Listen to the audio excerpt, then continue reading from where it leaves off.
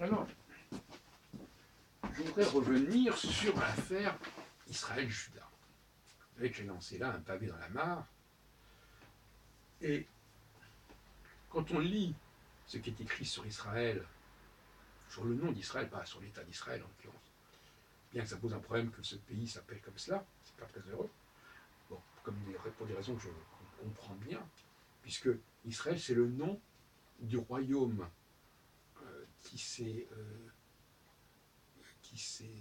a fait sécession par rapport à l'autorité des héritiers et des descendants de Salomon, qui était installé en Judée autour de Jérusalem.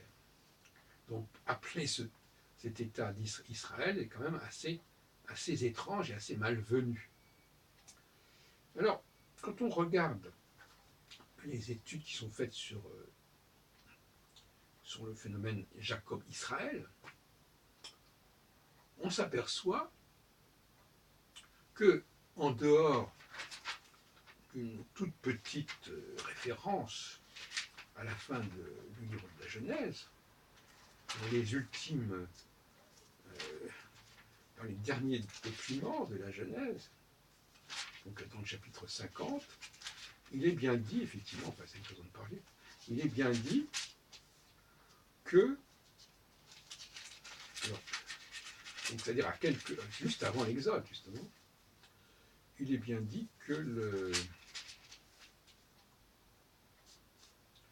Et Joseph adjura les enfants d'Israël en disant, oui Seigneur, le Seigneur vous visitera, et alors vous emporterez mes ossements dans ce pays.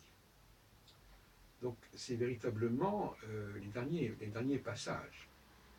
Joseph a le dernier mot, et au verset 25 du chapitre 50, donc le dernier ou l'avant-dernier verset du chapitre 50, le dernier chapitre du chapitre de la Genèse, le nom d'Israël est prononcé, ce qui fait écho d'ailleurs au tout début de l'Exode, qui suit immédiatement. Voici les noms des filles d'Israël venues en Égypte. Et puis au verset 27, or les enfants d'Israël avaient augmenté, pullulé, étaient devenus prodigieusement nombreux et la remplissaient la contrée. Donc on est en Égypte. Et alors, les études sur le nom d'Israël, en réalité, elles se limitent à constater, mais elles n'en tirent pas des conséquences significatives. Au chapitre 32 de la Genèse, Jacob devient Israël. Alors l'ange, je ne sais pas, il reprit, Jacob ne sera plus désormais ton nom, mais bien Israël. Voilà. C'est le seul endroit où le nom d'Israël est figure associé à celui de Jacob. Ensuite, on a le chapitre 50 que je vous ai cité, où il est dit qu'on parle des enfants d'Israël. Mais en réalité, c'est repris de la Genèse, de l'Exode qui suit. C'est là une sorte de transition. Alors, on note par exemple que la bénédiction de Jacob au chapitre 49, il n'est pas du tout désigné comme sous le nom d'Israël. Jacob fit venir ses fils, et il le dit. Donc, voilà le bilan de la référence à Israël dans la Genèse. 3 occurrences, une au chapitre 32 et 2 au chapitre 50. Alors, on peut quand même se poser des questions, surtout quand on ajoute cela à mes autres réflexions sur ce sujet. Tout semble indiquer, à mon avis, que ce chapitre 32 de la Genèse est une interpolation. Cette fameuse lutte de Jacob avec l'ange est une interpolation. Et d'ailleurs, elle est influencée, à mon avis, par le livre de l'Exode. Vous me direz, mais comment c'est possible? Le livre de la Genèse précède le livre de l'Exode. Comment voulez-vous que le livre de l'Exode ait influencé la Genèse? Écoutez, soyons sérieux. Quand on fait des retouches, on peut tout à fait s'inspirer de textes plus tardifs pour retoucher des textes plus anciens. Il ne faut pas être naïf quand même. Alors, par conséquent, je dis par exemple que la rencontre de Moïse avec Yahvé, eh bien, elle ressemble énormément. Il semble qu'on ait puisé dans cette rencontre pour décrire la discussion entre Jacob et celui avec lequel il a lutté, et qui est quand même Israël, ça veut bien dire quand même celui qui lutte avec Dieu. Voilà. Donc, d'ailleurs, tu as ajouté contre des puissances célestes et humaines, et tu restais fort. Ça n'empêche qu'Israël, ça veut quand même dire ça. Et puis, il y a la référence, à mon avis, aussi, alors là, par contre, un chapitre antérieur, qui est le chapitre, je crois, 10 de la Genèse, où il est question de Babel. Et dans le chapitre sur Babel, la façon dont on parle de la tour est très semblable avec la façon dont on parle de l'échelle qui se lance vers le ciel, etc. C'est les mêmes mots en hébreu, Magia, la Shamaïm, aussi bien pour l'échelle que pour la tour. Et puis alors, évidemment, il y a aussi ce climat un petit peu onirique qui fait que, quelque part, même si on ne dit pas que Jacob a rêvé de cette lutte avec l'ange, enfin, ça s'est quand même passé dans un contexte un petit peu étrange, et par conséquent, ça nous fait penser quand Jacob interpelle, donc il y a déjà une référence avec les songes de Joseph quelque part, mais surtout, on s'aperçoit que Jacob demande le nom de cet ange. Comment t'appelles-tu? Tout comme Moïse demande le nom, alors ça c'est au chapitre, c'est un peu plus tard, dans l'Exode, demande le nom de Yahvé. Comment t'appelles-tu? Quel est ton nom? Etc. Donc il y a des similitudes quand même assez étranges. Et alors, je continuerai mon propos en disant que dans le Talmud, évidemment, on parle beaucoup d'Israël, la fameuse formule Ein Mazal Israël, il n'y a pas, dans le traité Shabbat, il n'y a pas de Mazal pour Israël. Donc ça montre bien que le nom d'Israël est adopté quelque part dans le Talmud, qui est évidemment un ouvrage beaucoup plus tardif. Ça voudrait dire, à mon avis, qu'à l'époque du Talmud, on n'avait plus vraiment conscience de cette problématique entre Israël et Juda. Israël et Juda, d'ailleurs, entre parenthèses, qui, évidemment, Juda est un des fils de Jacob, mais, d'une certaine manière, il y a quand même une sorte de rivalité entre Jacob et Juda, puisque le royaume d'Israël, c'est le royaume de Jacob, quelque part, puisqu'il s'appelle Israël. Et le royaume de Juda, c'est le royaume de Juda.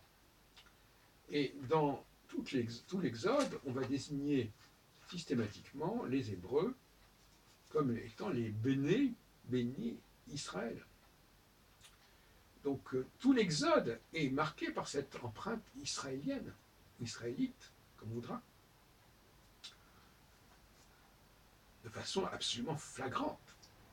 Donc là, moi, ma thèse est que l'Exode a été retouché ou écrit